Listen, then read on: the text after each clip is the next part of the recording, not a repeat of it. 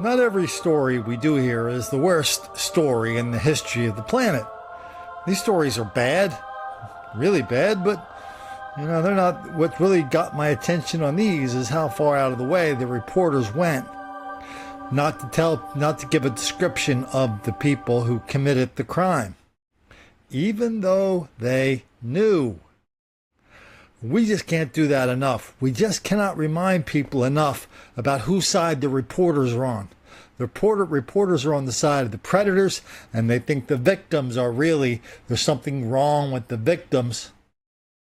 But they're the ones responsible for what has happened to them.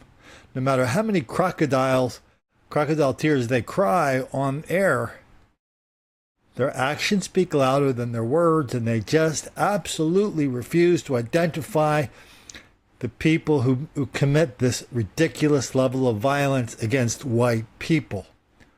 Let's take a look at a few of the latest. And left bruised, an Aberdeen man is now slowly recovering after being viciously attacked while on his way home from work this past weekend. Only WJZ has the video of the violent encounter. WJZ's live right now. George Solis spoke with the victim tonight. George. Yeah, Beck, I can tell you he's still in pretty rough shape. He didn't really feel like going on camera because of the injuries. In fact, when we got to his door, his eyes were still swollen and teary-eyed from the extent of the injuries. Now, this attack happening just feet from his home. We want to warn you, some of the video you're about to see may be graphic. Only WJZ obtaining this surveillance video of a vicious and violent attack in Aberdeen. A man is seen walking in the alley off West Beller Avenue when he's brutally assaulted. Monday, the victim spoke with us off camera but confirms for WJZ he was coming home from work at a nearby fast food restaurant late Saturday when he was attacked. You can see as two suspects closely approach him from both sides. One grabs a bag of fried chicken, the other launches a blow right to the back of the man's head.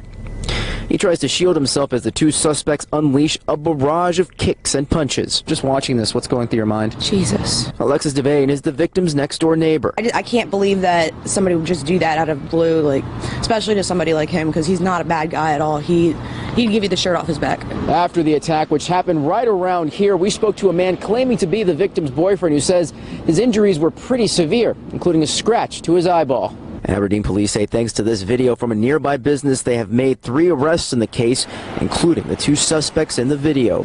One of them 18 years old, the other a minor. It's just a crime of opportunity that takes place. It's very senseless, it's very violent, and we're just glad we were able to close it. The victim says he'll be out of work for at least another week while he recovers.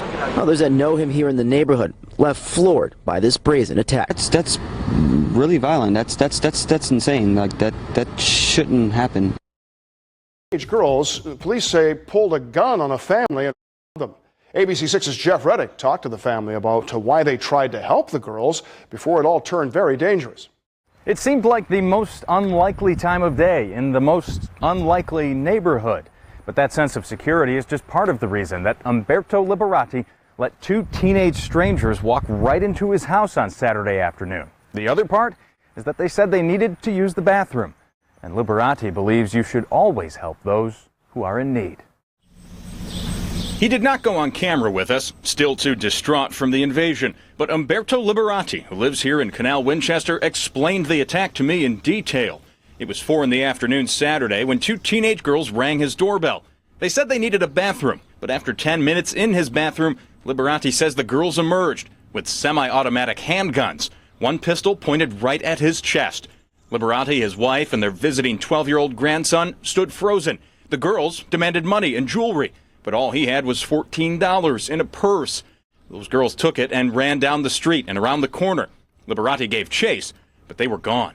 The girls are described as skinny teenagers, one with a shoulder tattoo, the other a green coat. But there is no neighborhood surveillance video, and just a few things dropped by the perps as they ran, including a lighter to be tested for fingerprints. Neighbors call it disturbing. Liberati says his sense of security is destroyed, and in 3 nights, he and his wife have not been able to sleep.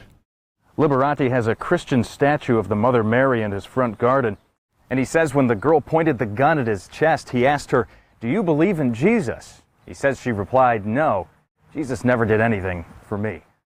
We have to keep reminding people how complicit the reporters are in this tsunami of black violence and black on white crime.